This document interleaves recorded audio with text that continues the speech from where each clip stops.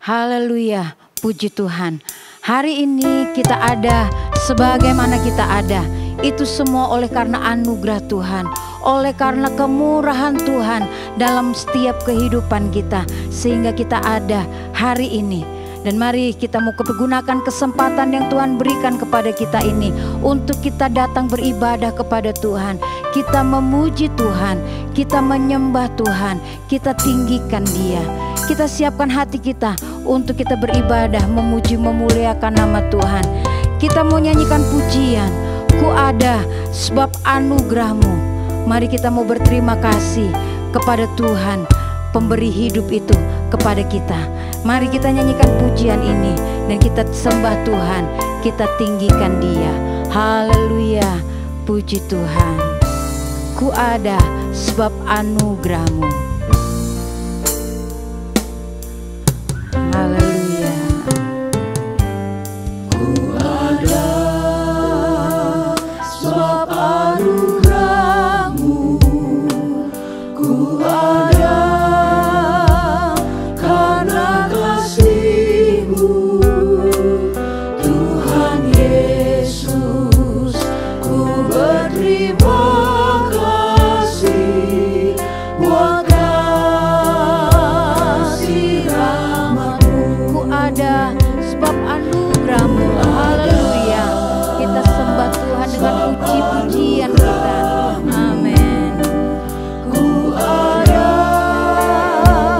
karena kasih-Mu, Tuhan Yesus. Ku berterima kasih buat kasih rahmat-Mu.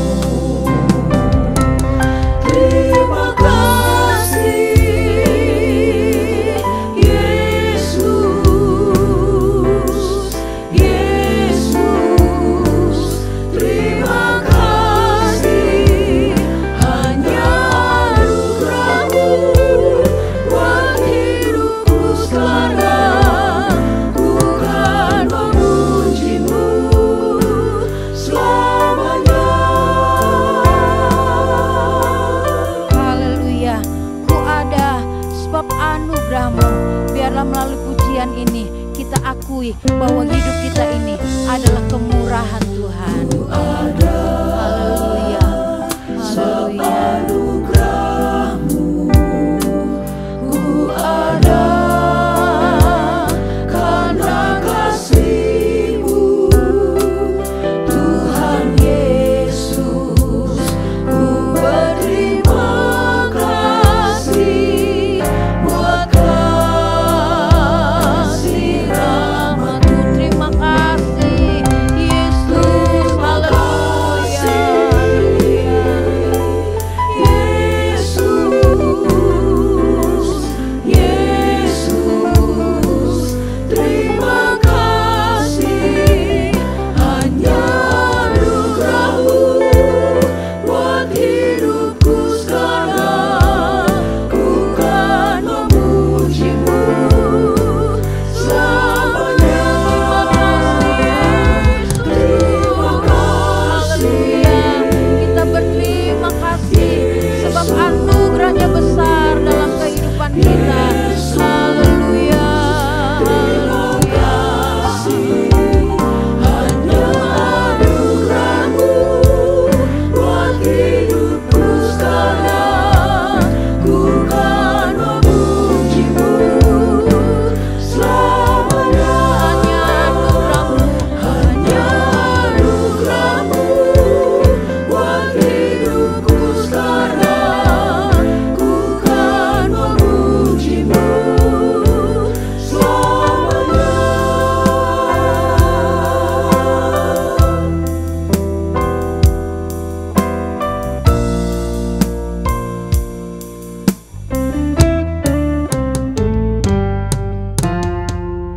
Haleluya, puji Tuhan. Kami ada hari ini itu semua karena anugerah Tuhan. Terima kasih Tuhan untuk anugerah-Mu, terima kasih untuk kemurahan-Mu. Kami mau terus bersyukur menaikkan puji-pujian yang lahir dari hati kami yang terbaik untuk kami menyenangkan Engkau Tuhan. Karena Engkau sungguh baik, teramat baik di dalam kehidupan kami. Tuhan berkati ibadah ini dari awal sampai pada akhirnya, biar Engkau saja yang dimuliakan, Engkau saja yang menerima pujian, hormat, kemuliaan sampai selama-lamanya. Kami mau menikmati Engkau, menikmati jamahan-Mu, menikmati lawatan-Mu bagi kami semua Tuhan. Terima kasih Tuhan, kami mengucap syukur di dalam nama Tuhan Yesus Kristus kami buka ibadah ini. Haleluya, amin. Puji Tuhan, mari kita tinggikan Dia, kita puji nama Tuhan. Sebab kita sudah menikmati anugerah-Nya, kita sudah diberi kemurahan, sehingga kita hari ini ada untuk kita beribadah kepada Tuhan. Nyanyikan pujian, hari ini hari yang telah dijadikan Tuhan. Haleluya. Hari yang telah dijadikan Tuhan, mari kita bersuka. Hari ini hari yang telah dijadikan Tuhan, mari kita bersuka di dalam Tuhan, bersuka di dalam Tuhan, bersuka, bersuka dalam Tuhan, mari bersuka, bersuka citalah, bersuka, bersuka dalam Tuhan, sekarang bersuka, bersuka citalah. Haleluya. Hari ini hari yang telah dijadikan Tuhan.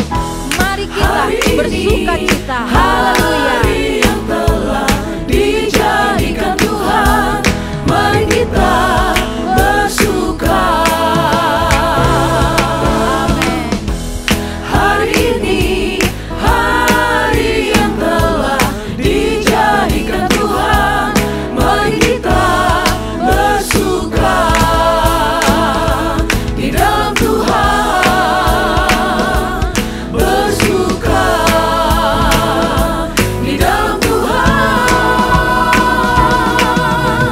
bersuka, bersuka dalam Tuhan, mari bersuka, bersuka citalah, bersuka, bersuka dalam Tuhan, sekarang bersuka, bersuka citalah. Haleluya. Bersuka dalam Bersuka, bersuka dalam Tuhan, mari bersuka, bersuka citalah, bersuka, bersuka dalam Tuhan, sekarang bersuka, bersuka citalah.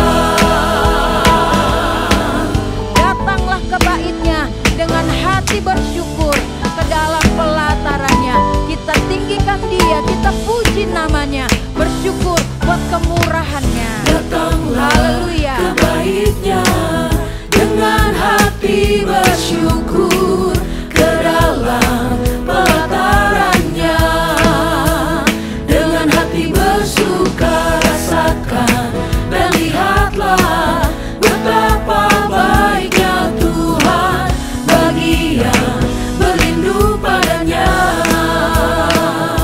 Akan bersorak-sorai, akan bersorak-sorai, bersyukurlah kepada Tuhan, sebab Dia baik, bahwasanya untuk selamanya kasih setianya.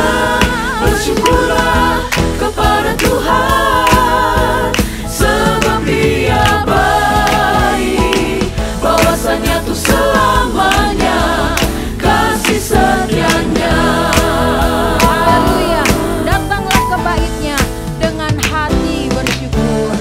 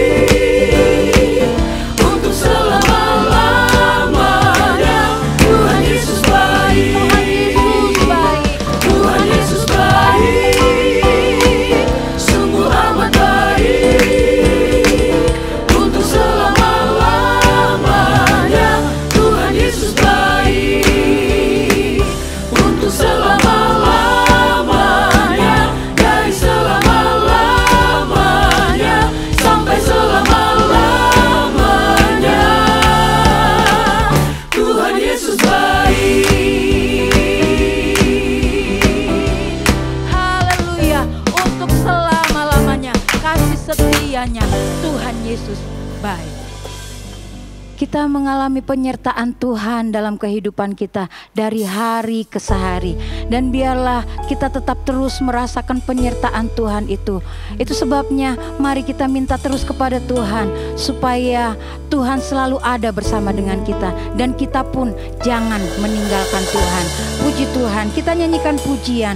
Penyertaan-Mu Tuhan, segalanya bagiku.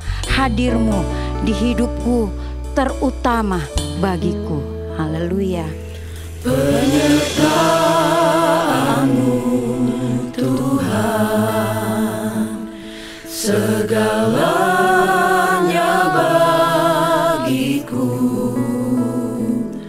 Hadir-Mu di hidupku, terutama bagiku. Penyertaan-Mu Tuhan, segalanya bagiku. Kita akui bahwa hidup kita ini oleh karena adanya penyertaan Tuhan. Haleluya, haleluya. Bagiku, hadir-Mu di hidupku, terutama bagiku. Anugerah-Mu,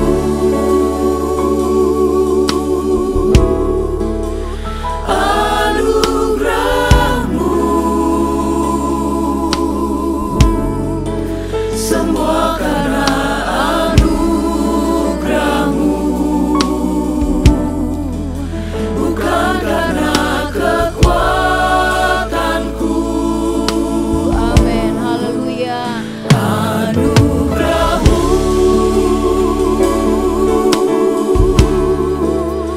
anugerah-Mu, Tuhan, kasih dan sayang-Mu, sumber kekuatan bagiku. Haleluya, anugerah-Mu, anugerah-Mu itu cukup bagi kami. Haleluya, haleluya. Anugerah-Mu, semua karena anugerah-Mu, bukan karena kekuatanku.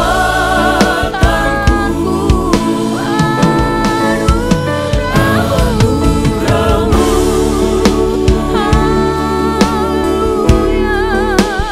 anugerah-Mu, Tuhan, kasih dan sayang-Mu, sumber kekuatan bagiku. Kasih dan sayang-Mu, sumber kekuatan bagiku. Kasih dan sayang-Mu, sumber kekuatan bagiku. Kasih dan sayang-Mu, sumber kekuatan bagiku. Haleluya. Kasih dan sayang-Mu, sumber kekuatan bagiku.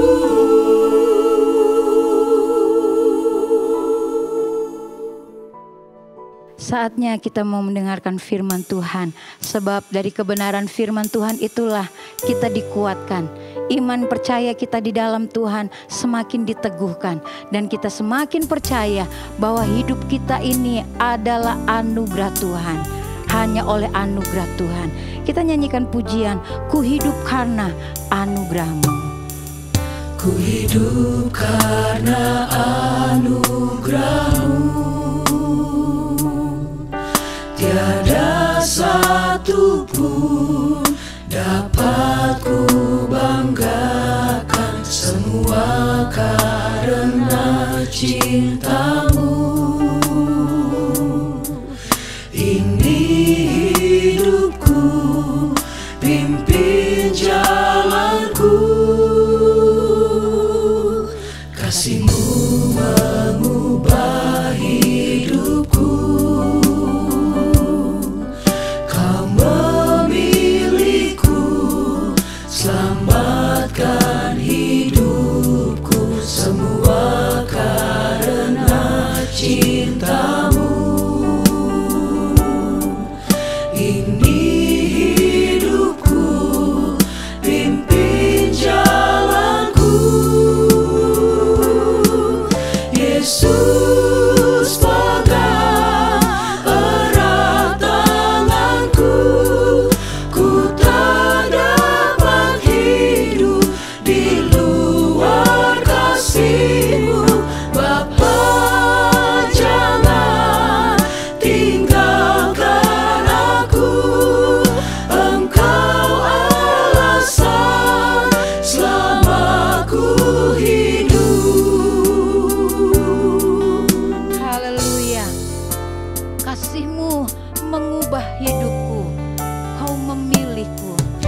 selamatkan hidup.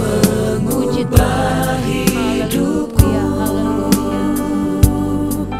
Kau memilihku, selamatkan hidupku, semua karena cintamu. Ini hidupku, pimpin jalanku.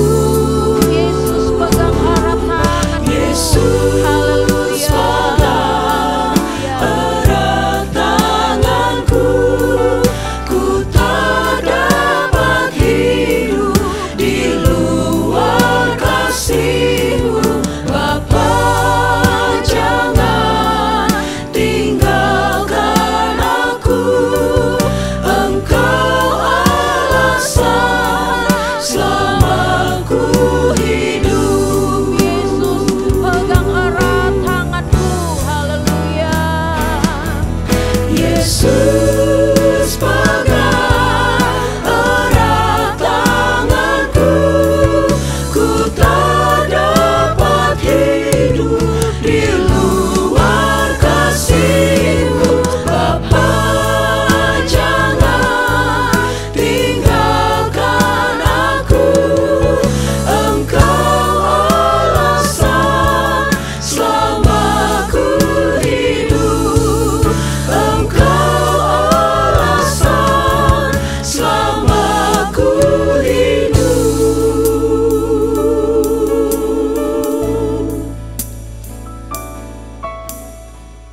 Haleluya Yesus, haleluya, haleluya Tuhan. Benarlah Tuhan, hanya Tuhan Yesus Kristuslah alasan kami hidup, alasan kami memuji, alasan kami meninggikan, karena hanya Tuhanlah, dalam nama Tuhan Yesus Kristuslah satu-satunya Tuhan dan Juru Selamat yang hidup. Kami bersyukur Tuhan buat penyertaan Tuhan yang sungguh nyata lewat Roh Kudus yang ada dalam kehidupan kami. Sehingga kami boleh saat ini Tuhan memuji dan besarkan nama-Mu Tuhan.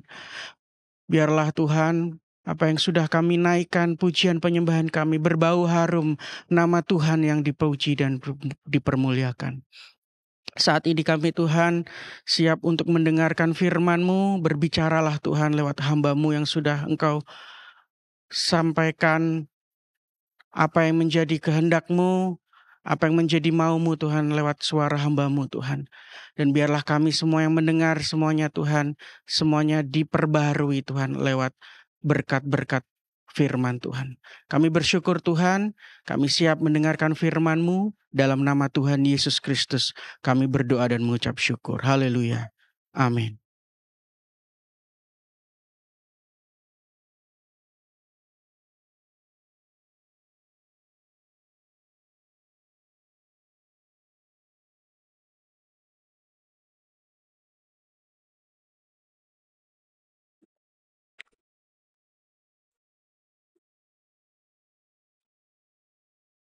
Haleluya. Segala pujian dan kemuliaan hanya bagi Tuhan Yesus Kristus. Bapak Ibu Saudaraku, berjumpa kembali kita di dalam kasih dan kemurahan Tuhan saja. Kalau kita boleh bersekutu hari ini, dapat memuji, memuliakan nama Tuhan. Dan juga akan mendengarkan firman Tuhan, ini adalah kasih karunia Tuhan saja untuk kita. Dapat lagi bersekutu, sekalipun lewat ibadah yang ditayangkan seperti ini. Tetapi ada hadirat Tuhan, ada kuasa Tuhan di sana. Ada suara Tuhan yang akan datang kepada kita untuk memberikan kita selalu kekuatan, semangat sukacita, berjalan bersama dengan Tuhan. Puji Tuhan, tema hari ini yaitu hanya anugerah Tuhan. Satu ayat di dalam Injil Yohanes, pasalnya yang ke-6, ayat 65. Yohanes pasal 6, ayatnya yang ke-65 berbunyi demikian.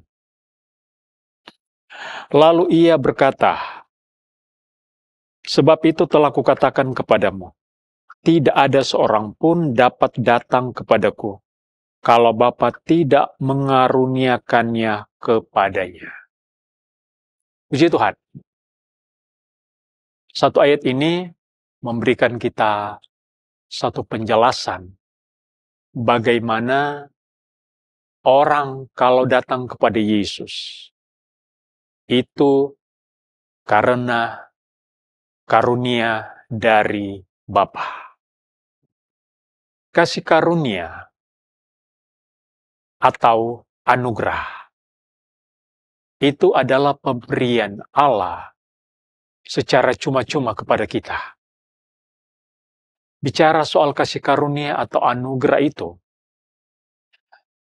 adalah sesuatu yang kita terima, yang sebetulnya kita tidak layak untuk menerima itu, tetapi diberikan oleh Tuhan kepada kita secara cuma-cuma. Jadi kasih karunia atau anugerah adalah pemberian Allah kepada kita secara cuma-cuma yang sebetulnya kita tidak pantas, kita tidak layak untuk mendapatkan itu. Jadi bahasa yang lain juga dari kasih karunia atau anugerah ini adalah kemurahan hati Tuhan atau belas kasihan Tuhan saja. Kalau kita merenungkan sejenak, hidup kita ini apakah karena kita kuat, kita sehat, sehingga kita bisa menjalani hidup ini dengan baik-baik saja? Coba kita renungkan bahwa hidup yang kita jalani sekarang itu adalah kasih karunia, anugerah Tuhan saja, kemurahan Tuhan. Kita dapat mendengarkan firman Tuhan hari ini, itu adalah anugerah Tuhan saja untuk kita. Kalau kita mundur di perjanjian lama, bagaimana nabi-nabi di dalam perjanjian lama selalu berbicara mengenai pertobatan. Coba kita membuka di dalam Yeskiel pasal 36. Yeskiel 36 ayatnya yang ke-26. Kamu akan kuberikan hati yang baru dan roh yang baru di dalam batin, dan aku akan menjauhkan dari tubuhmu hati yang keras, dan kuberikan kepadamu hati yang taat. Ayat ini memberikan pengertian kepada kita bagaimana hati yang baru, kalau orang mau bertobat, diberikan Tuhan hati yang baru. Hati yang baru ini adalah pemberian Tuhan, kasih karunia Tuhan, anugerah Tuhan saja. Bukan karena dari diri kita, dengan usaha kita untuk memiliki hati yang baru. Tetapi di sini ditegaskan bahwa Tuhan akan memberikan hati yang baru. Tuhan memberikan hati yang lembut. Tuhan menjauhkan dari hati yang keras. Dan Tuhan memberikan hati yang taat. Jadi kalau kita melihat bagaimana kita percaya kepada Tuhan, percaya kalau mau lahir baru harus melewati dulu apa yang dinamakan pertobatan. Pertobatan tentu harus ada hati yang baru di sana. Hati yang baru ini bukan hasil usaha kita, tetapi pemberian Allah. Yeremia 31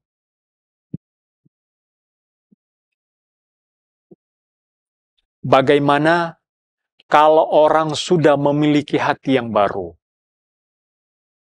tentunya juga dia akan memiliki firman. Yeremia 31 ayatnya yang ke-33. Tetapi beginilah perjanjian yang kuadakan dengan kaum Israel. Sesudah waktu itu, demikianlah firman Tuhan. Aku akan menaruh Tauratku di dalam batin mereka dan menuliskannya dalam hati mereka. Maka aku akan menjadi Allah mereka dan mereka akan menjadi umatku. Kita mendapatkan firman, mendapatkan hukum-hukum Tuhan, Taurat Tuhan itu. Kita memiliki firman di dalam hati. Rupanya itu juga adalah hasil daripada pemberian Tuhan. Itu adalah kasih karunia Tuhan juga. Bukan karena dengan usaha kita untuk mendapatkan firman Tuhan itu.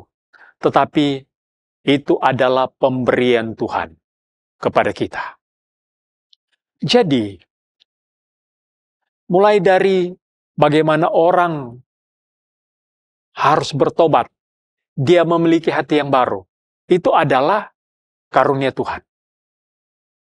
Mendapatkan firman Tuhan, itu adalah karunia Tuhan juga. Bagaimana dengan iman yang kita miliki? Apakah iman yang kita miliki hasil dari usaha kita? Hasil dari pekerjaan kita? Efesus pasalnya yang kedua.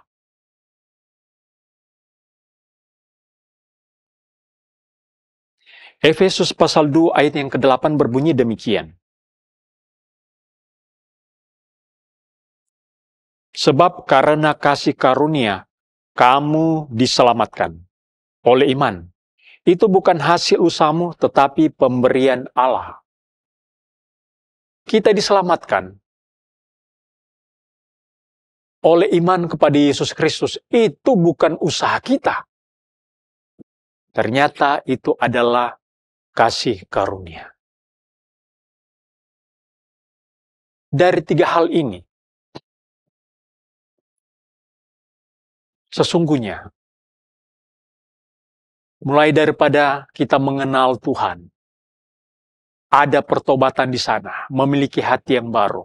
Tuhan menaruh firman di hati kita, yang membuat kita memiliki iman di dalam Yesus Kristus. Rupanya semuanya itu adalah kasih karunia. Semua itu adalah pemberian Allah. Anugerah Tuhan saja kepada kita. Kita diselamatkan oleh karena kasih karunia, kata firman Tuhan.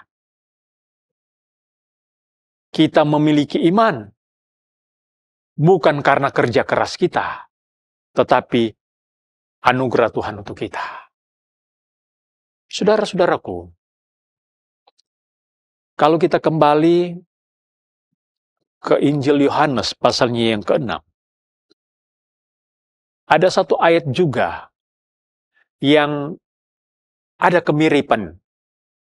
Di pasal 6 ini Injil Yohanes, ayatnya yang ke-44 berkata begini. Yohanes 6 ayatnya yang ke-44 berkata begini.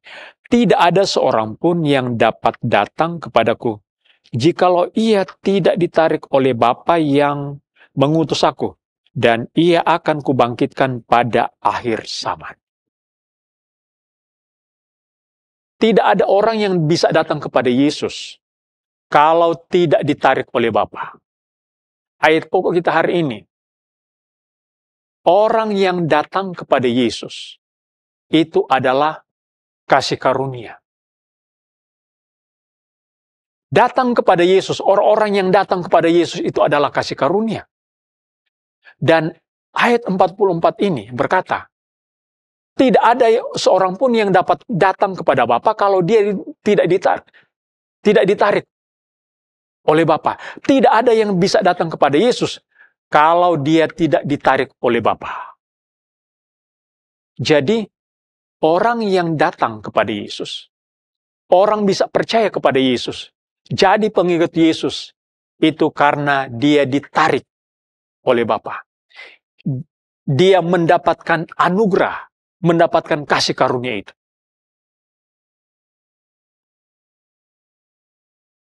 Coba kita melihat di dalam Injil Lukas.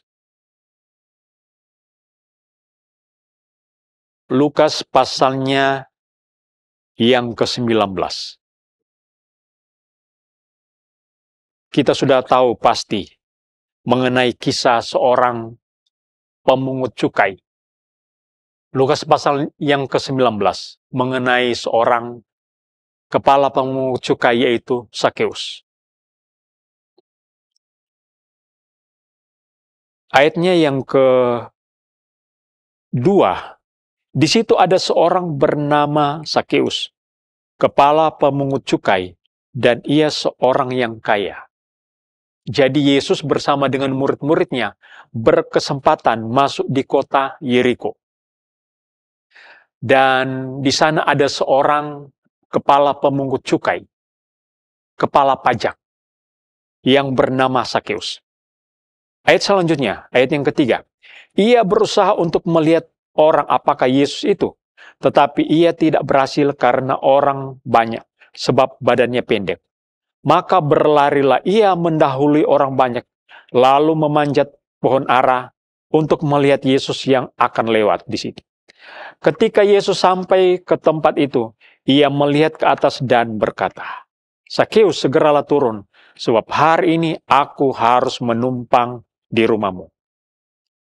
Lalu Sakeus segera turun dan menerima Yesus dengan sukacita.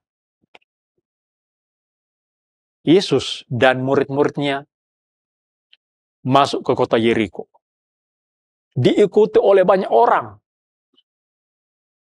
Orang-orang yang ingin melihat perbuatan-perbuatan ajaib yang Tuhan Yesus kerjakan. Orang-orang yang ingin mendengarkan firman Tuhan, pengajaran-pengajaran dari Yesus. Satu orang sebagai seorang pejabat negara. Dia tidak malu untuk berlari. Dia ingin melihat Yesus, tetapi dia terbatas oleh fisiknya. Dia berlari dan dia panjat pohon ara untuk melihat Yesus. Dan dia berhasil melihat Yesus. Bapak Ibu yang dikasihi oleh Tuhan. Yang menjadi pertanyaan di sini, apakah Sakeus yang mencari Yesus? Kalau kita menghubungkan dengan ayat kita, yang kita sudah baca tadi, Yohanes 6 ayat 44. Bukan Sakeus yang mencari Yesus, tetapi Yesuslah yang mencari Sakeus. Dia bisa menemukan Yesus karena dia ditarik oleh Bapa di sorga. Sakeus bisa melihat Yesus, bisa menemukan Yesus, karena Sakeus ditarik oleh Bapa di sorga, sehingga dia bisa menemukan Yesus. Ada apa? Ini adalah anugerah Tuhan bagi seorang Sakeus. Dan waktu Sakeus dia turun dari pohon itu, Yesus berkata, hari ini aku akan menumpang di rumahmu. Jadi berita besar. Banyak orang yang bersungut-sungut. Mereka bilang, Yesus ini mau menumpang di rumah orang berdosa. Di zaman itu, para pemungut cukai, orang-orang yang penagih-penagih pajak, mereka kategorikan, mereka golongkan mereka itu adalah orang-orang berdosa. Karena mereka begitu banyak memeras rakyat. Dengan pajak yang begitu tinggi. Mereka melakukan pemerasan. Sehingga banyak orang yang tidak suka dengan para pemungut cukai ini. Sakeus sadar. Dia katakan, Tuhan, setengah dari kekayaanku akan kuberikan kepada orang miskin. Dan sekiranya ada yang kuperas, aku akan kembalikan 4 kali lipat. Yesus katakan, hari ini sudah terjadi keselamatan di rumah ini. Yesus katakan kepada Sakeus, hari ini terjadi keselamatan di rumah ini. Bukan Sakeus yang menemukan Yesus. Tetapi Yesuslah yang mencari Sakeus. Yesuslah yang menemukan dia. Kita mundur di pasalnya yang ke-15 dari Injil Lukas.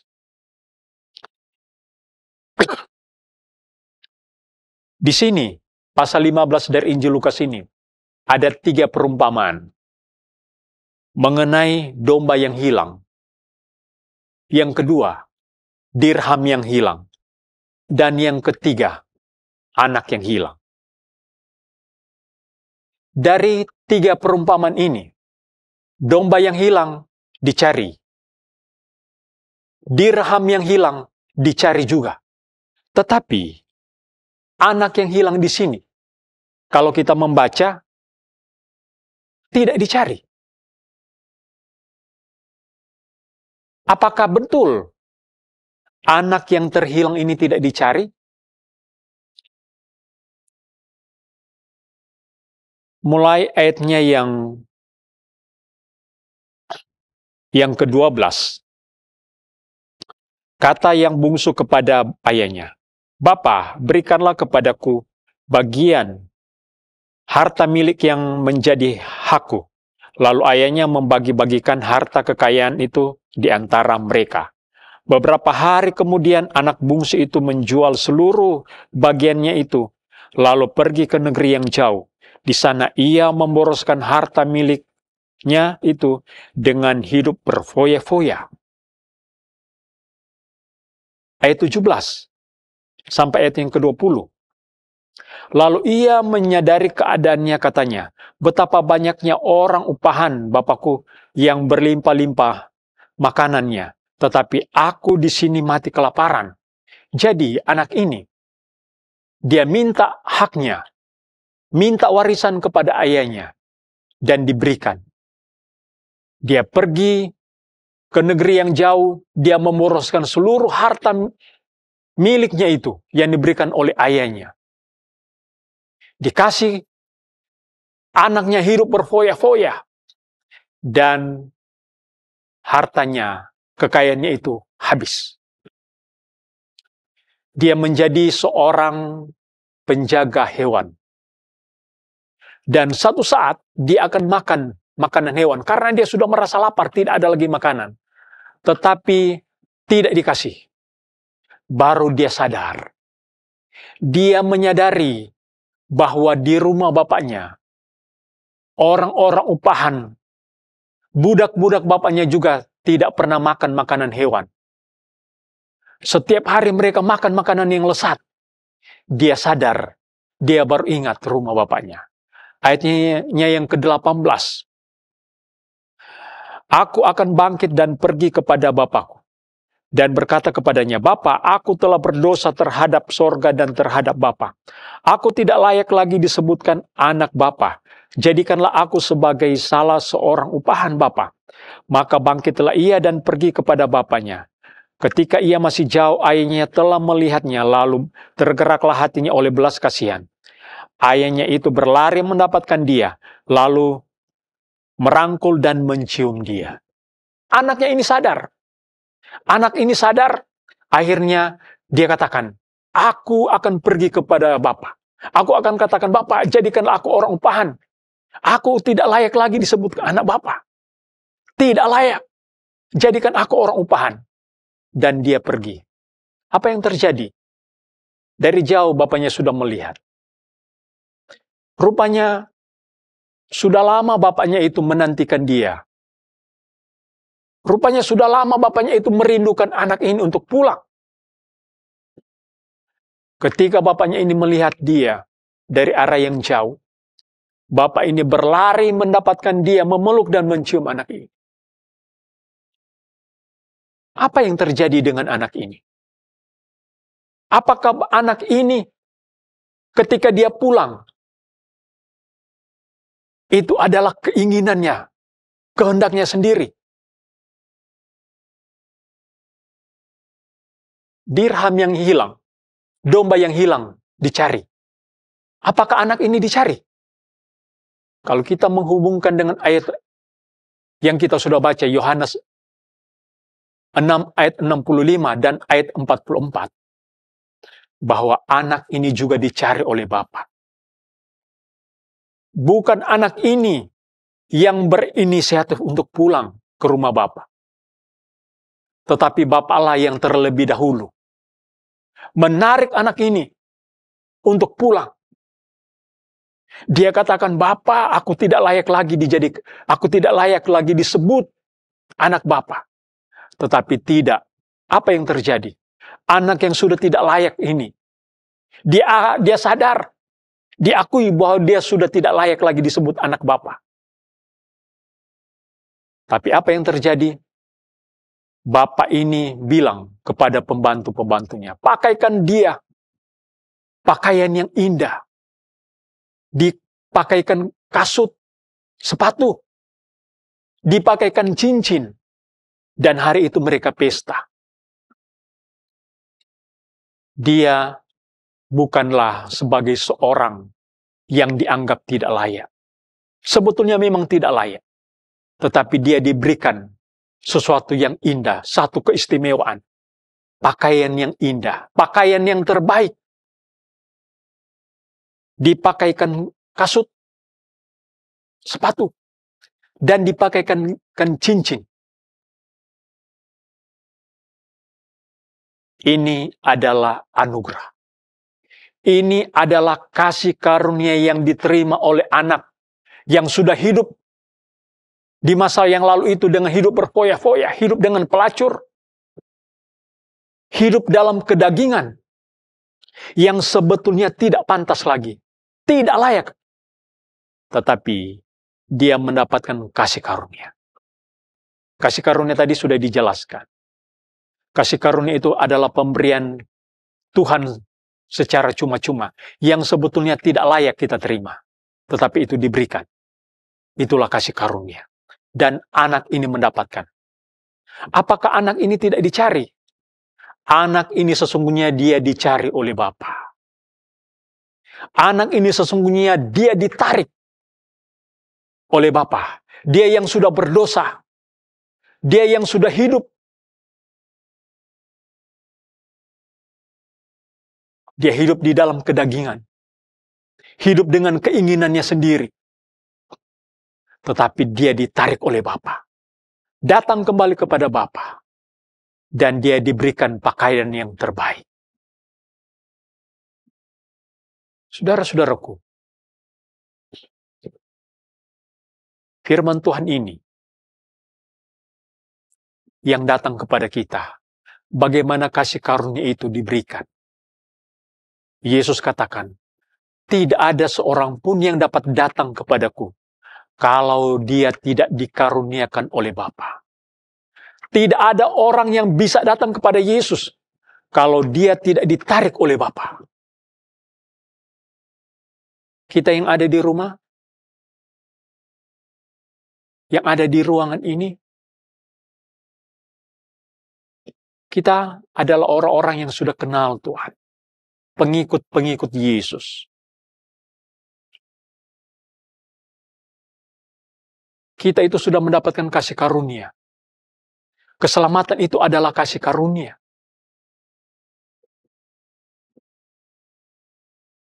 Bahkan keselamatan itu jauh sebelum dunia ini dijadikan. Keselamatan itu sudah ada. 2 Timotius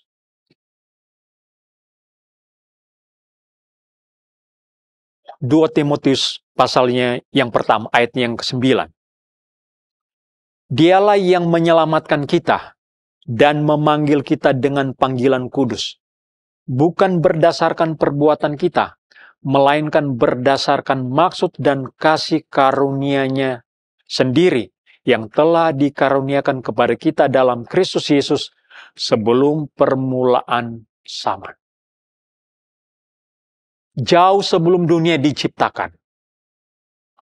Berarti juga jauh sebelum manusia itu ada dan manusia jatuh ke dalam dosa. Rupanya karunia keselamatan itu sudah ada di dalam rencananya Allah. Allah tahu bahwa manusia nanti satu saat akan jatuh ke dalam dosa. Dan Allah jauh-jauh hari, beribu-ribu tahun, berabad-abad sudah merencanakan keselamatan bagi manusia. Dan keselamatan itu, kata firman Tuhan di sini, adalah kasih karunia.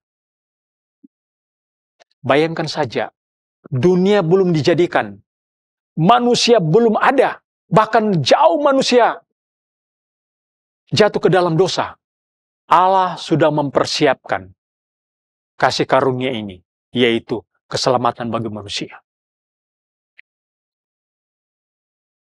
Kita percaya kepada Yesus, itu adalah kasih karunia. Kita beriman kepada Yesus, itu adalah kasih karunia sesuai dengan Efesus 2 ayat yang ke-8 tadi. Kita diselamatkan oleh kasih karunia. Kita diselamatkan oleh iman kepada Yesus, itu adalah kasih karunia. Kita percaya kepada Yesus, itu adalah kasih karunia. Kita diselamatkan, itu adalah kasih karunia. Bahkan kasih karunia ini jauh sebelum dunia dijadikan. Yang menjadi pertanyaan, apakah kasih karunia itu hanyalah sesuatu yang kecil, sesuatu yang sepele bagi kita? Ibrani pasalnya kedua, maksud saya ayat yang ketiga. Ibrani 2 ayat yang ketiga. Bagaimanakah kita akan luput jikalau kita menyia-nyiakan keselamatan yang sebesar itu? Bagaimana kita akan luput kalau kita menyia-nyiakan keselamatan yang kita sudah miliki sekarang? Bapak Ibu, kalau kita kembali di Yohanes pasalnya yang ke-6 tadi, bagaimana Yesus berbicara kepada banyak orang yang sudah menjadi percaya. Selain Yesus memiliki 12 orang murid, banyak orang-orang yang sudah menjadi percaya kepada Yesus, mereka juga disebut murid-murid Tuhan. Ketika Yesus berkhotbah, Yesus mengajar mengenai roti yang turun dari sorga. Dan itu adalah pribadinya. Roti yang menjadi daging. Kalau mereka makan roti, itu adalah seperti makan daging Yesus. Yesus berbicara mengenai dia adalah roti, dia adalah daging. Darahnya itu adalah minuman. Banyak orang yang tersinggung. Banyak orang yang berkata bahwa perkataan Yesus ini, ajaran Yesus ini begitu keras. Yesus berkata kepada orang-orang yang tersinggung ini, apakah perkataanku menggoncangkan imanmu? Yesus bertanya, apakah perkataanku menggoncangkan imanmu? Dan tahu apa yang terjadi? Banyak orang-orang yang mengundurkan diri. Banyak orang-orang yang mengundurkan diri karena perkataan Yesus. Padahal mereka sudah melihat mujizat yang dilakukan oleh Yesus. Mereka sudah mendengar firman Tuhan yang diajarkan oleh Yesus. Bahkan Yesus sendiri berkata, orang-orang yang datang kepadaku, itu adalah kasih karunia dari Bapa. Tidak ada orang yang datang kepada Yesus kalau tidak dikaruniakan oleh Bapa. Tetapi mereka tidak menyadari semua itu. Begitu ada ajaran yang keras, ada ajaran yang menyinggung, mereka mundur dari Yesus. Mereka tidak lagi mau mengikuti Yesus. Kemudian Yesus berkata kepada 12 muridnya, apakah kalian juga tidak akan pergi? Salah satu murid Yesus, yaitu Petrus, berkata, Tuhan, kemana kami akan pergi? Perkataanmu adalah perkataan yang hidup dan kekal. Dan kami percaya dan tahu bahwa Engkaulah yang kudus dari Allah. Perkataan Yesus itu adalah hidup yang kekal. Yang membuat 12 murid Yesus ini tidak mau pergi. Berbeda dengan orang-orang tadi yang sudah melihat perbuatan-perbuatan ajaib yang dilakukan oleh Yesus. Ternyata begitu Yesus mengajar mereka dengan bahasa-bahasa yang keras, mereka tersinggung. Mereka mengundurkan diri, tidak lagi mau mengikuti Yesus. Bapak Ibu yang dikasihi oleh Tuhan, kita sebagai orang yang percaya, kita yang sudah diselamatkan, hidup kita ini hanyalah kasih karunia Tuhan. Apa yang harus kita lakukan? Keselamatan yang kita sudah miliki itu adalah kasih karunia. Kita percaya kepada Yesus itu kasih karunia. Kita bisa bertobat, kita memiliki hati yang baru, itu adalah kasih karunia. Firman Tuhan yang tinggal di dalam diri kita, di dalam hati kita, itu adalah anugerah dari Tuhan untuk kita. Jadi, apa yang mau kita banggakan dari diri kita, semuanya hanyalah kasih karunia. Kita percaya, kita bisa bertobat, kita bisa mengenal Yesus, kita bisa kenal keselamatan itu, kita bisa tahu bahwa kita sudah diselamatkan oleh Yesus. Itu adalah kasih karunia. Kalau kita diberkati oleh Tuhan di dalam hal materi, itu adalah kasih karunia. Kita dalam keadaan yang sehat sekarang adalah kasih karunia. Dan ingat juga satu hal. Penderitaan itu juga adalah kasih karunia. Filipi 1 ayatnya yang ke-29. Kita dikaruniakan bukan cuma percaya kepada Yesus, tetapi menderita juga untuk Yesus.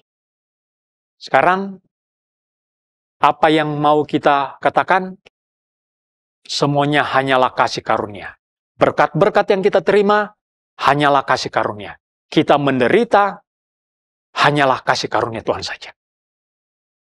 Jadi, bersyukurlah dengan anugerah Tuhan ini. Kita masih bisa mendengarkan firman Tuhan sampai saat ini, hanyalah anugerah Tuhan. Kita bisa sehat dan kuat sampai saat ini, hanyalah anugerah Tuhan. Bersyukurlah dengan kasih karunia Tuhan yang Tuhan masih limpahkan kepada kita sampai hari ini. Puji Tuhan. Amin. Puji Tuhan, kita ada sampai saat ini hanyalah anugerah Tuhan saja. Kalau kita masih bisa beribadah, bersekutu dengan Tuhan, itu adalah anugerah Tuhan untuk kita. Dapat menyanyi, memuliakan Tuhan, kasih karunia Tuhan bagi kita. Pertahankan terus kasih karunia itu dalam hidup kita. Haleluya. Ku ada sebagaimana ku ada, berdiri menghadap tatamu Bapa,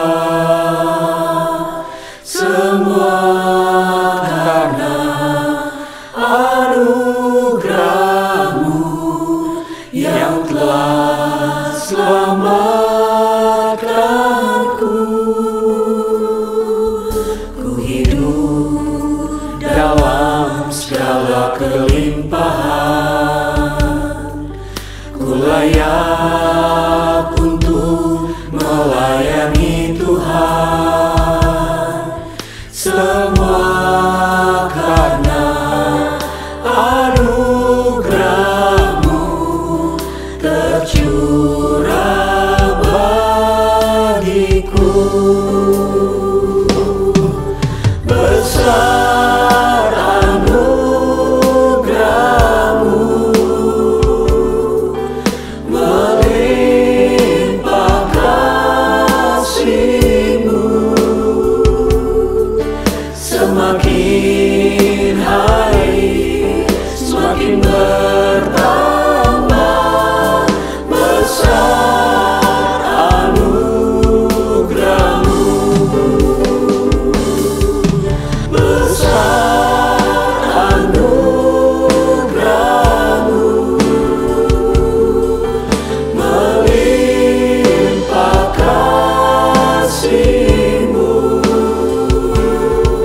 semakin hari semakin bertambah. Besar anugerah-Mu.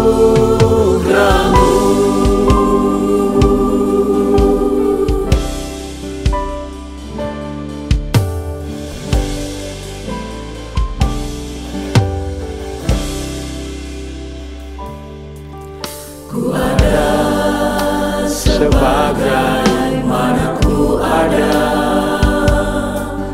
berdiri menghadap tahta-Mu Bapa, semua karena anugerah-Mu yang telah selamatkanku. Ku hidup dalam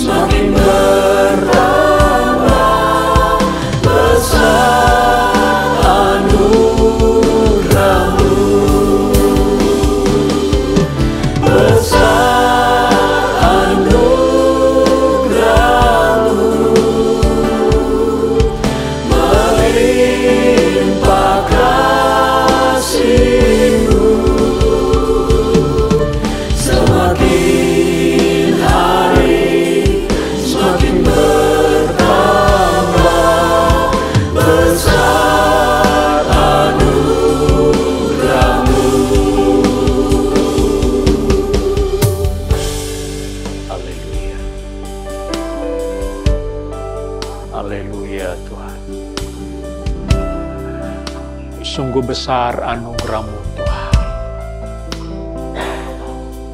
Kasih karunia Tuhan begitu melimpah di dalam hidup kami. Kami percaya itu adalah kasih karunia Tuhan saja. Firman-Mu tinggal di dalam hati kami. Itu adalah anugerah Tuhan. Kami diselamatkan.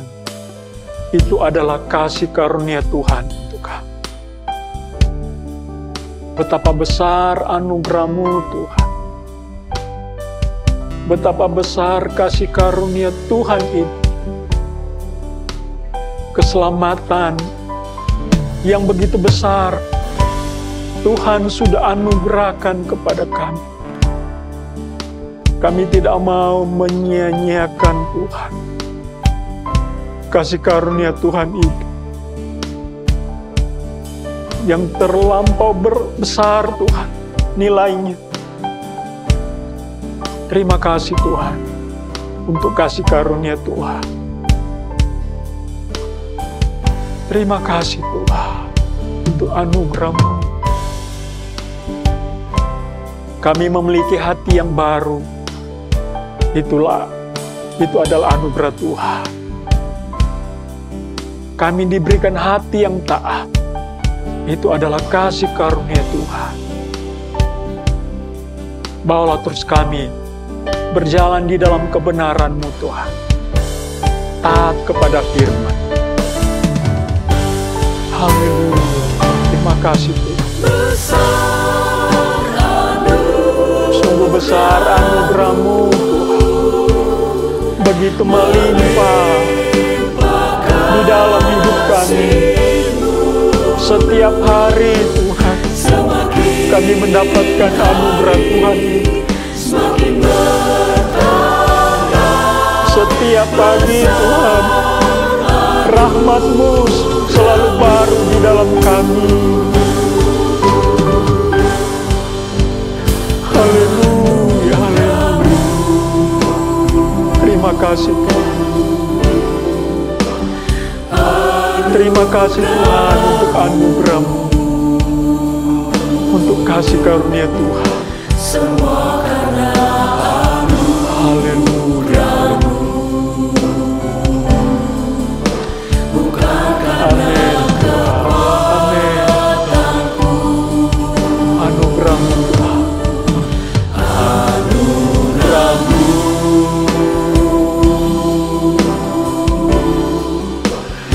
Anugerah-Mu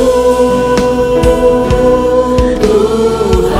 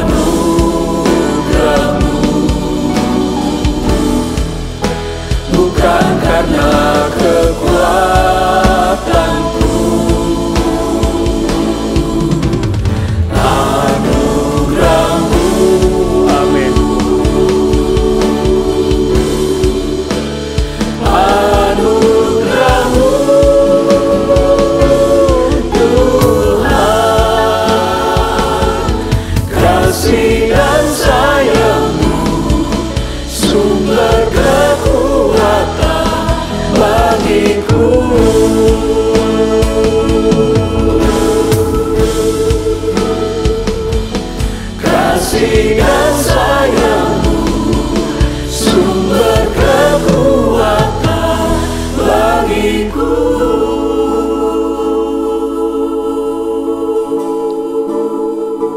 Terima kasih Tuhan untuk anugerah-Mu. Kasih karunia Tuhan yang begitu besar, bahkan melimpah di dalam kami. Ketika kami mengenal Tuhan, kami memiliki hati yang baru. Tuhan menaruh firman di dalam hidup kami. Itu adalah kasih karunia Tuhan. Kami percaya kepada Tuhan adalah kasih karunia. Dan kami diselamatkan. Semuanya kasih karunia Tuhan saja. Tolong kami ya Tuhan. Biar kami terus berjuang untuk mempertahankan iman di dalam Tuhan. Mempertahankan kasih karunia itu yang begitu besar.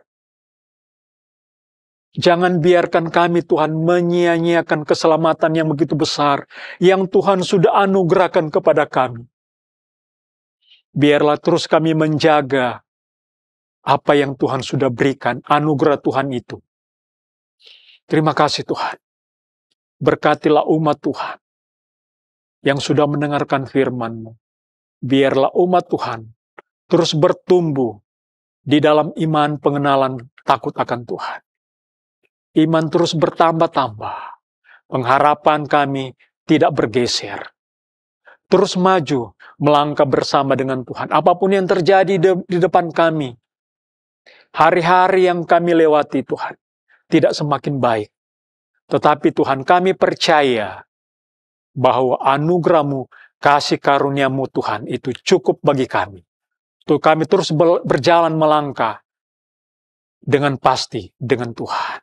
Terima kasih, berkatilah umat Tuhan. Berkati kesehatan mereka. Berikan selalu kekuatan baru setiap hari, semangat sukacita. Berkati setiap pekerjaan, usaha bisnis anak-anak Tuhan. Demikian juga pendidikan mereka.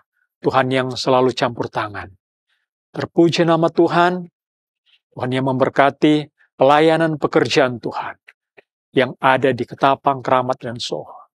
Memberkati seluruh jemaat dan memberkati keluarga hamba-Mu.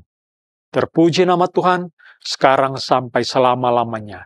Biarlah kasih karunia Tuhan selalu kami nikmati setiap hari, bahkan setiap waktu.